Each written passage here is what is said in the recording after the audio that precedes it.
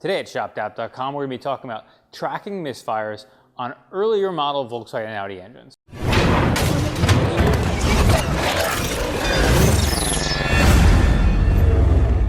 Okay, so we shot a video a while back talking about how to diagnose a misfire for Volkswagen and Audi engines. It was on a Mark 7. So OBDelven has a little bit of a different interface, and really it's more about the cars than it is about the OBDelven itself. But I wanted to reshoot the video just to make sure that there was some confusion from people. We had some notes that talk about the channels you need to go to for misfires, but it often gets overlooked. So I wanted to reshoot this video to give people insight to show you specifically on earlier models, which would be pretty much every car that isn't current model because of the information that's available in the computers themselves. You have to go directly to the channel to diagnose the live data. So we're going to show you diagnosing a misfire on a 2.5 engine, and so let's go ahead and do that. Okay, so here we are inside of our 2.5 Jetta. This is our project car, so if you're not familiar with it, we'll have links to the project car videos that you can check out. We have a bunch of DIYs that already exist for this, and then there will be more coming for this vehicle as we go through it, because we bought this car non-running condition with the intent of fixing it. So make sure you check out those videos.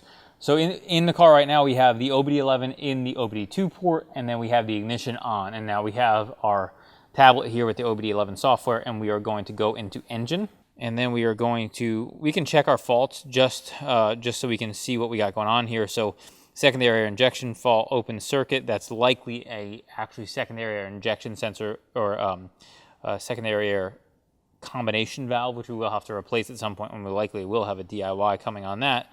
And then we have misfires, random misfire, and then cylinder 3 and 5 misfire. So we have cylinder 3 and 5 misfire. What we can do, they have them upper order limit exceeded, which likely means that there actually is a misfire. A lot of times with misfires, you'll get sporadic ones because misfires happen for a multitude of reasons. But what we would do in this circumstance is, let's start our car.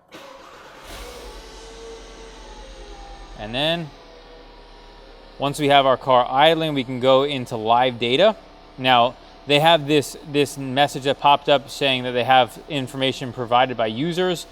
This is new. This is not something they had previously, and you can go to different channels. So it's going to give you an option to show you the channel. Now, the misfire channels are 14, 15, and 16, and depending on the vehicle, will determine which ones you need to go to. So this 14 is basically just a basic counter that's going to tell you if there are any misfires. Now, as you can see, the sum of the total misfires is 0. So you have misfire recognition is activated, and then it still has no misfire. So we can kind of mess with the idle to see if we can get it to misfire.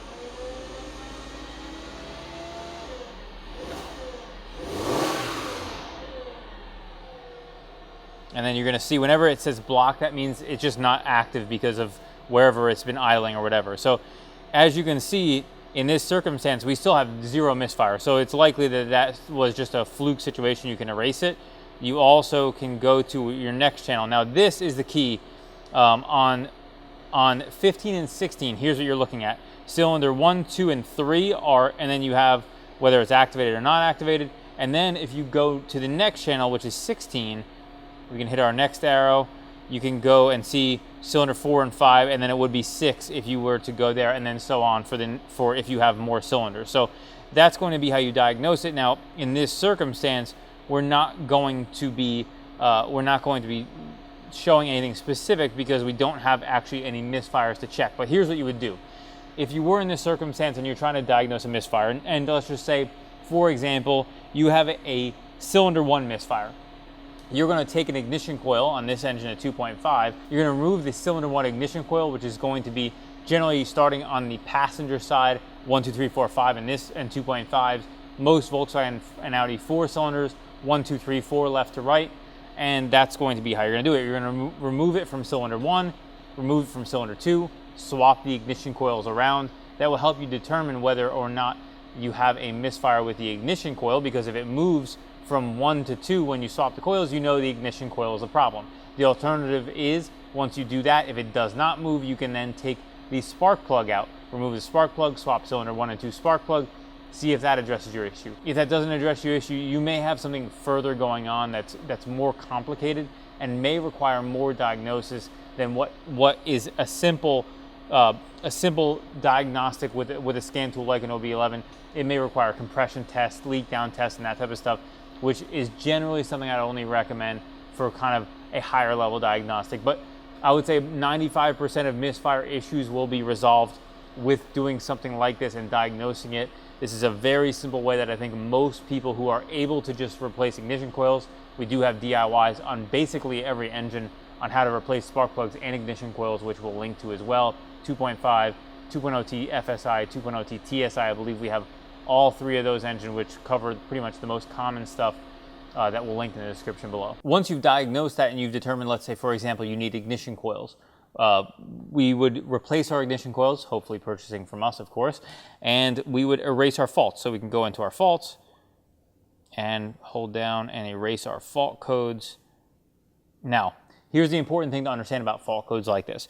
Ignition misfire fault codes are not going to come back just when you start your car. They're only going to happen when they trigger often enough to set either a check engine light or a fault in general. Those two things are not necessarily have to happen together. You can set a fault and then not have a check engine light. So what you would want to do in this circumstance is drive your vehicle, drive it for any extended period of time, maybe try to duplicate the circumstances where you previously had misfires, and then you'll know for certain whether your vehicle misfire has been repaired by that, so you can check your faults again with an OBDelven.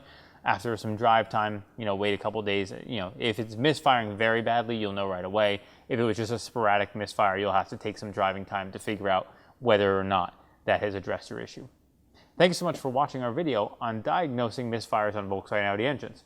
If you like this video, be sure to give it a thumbs up and subscribe for more.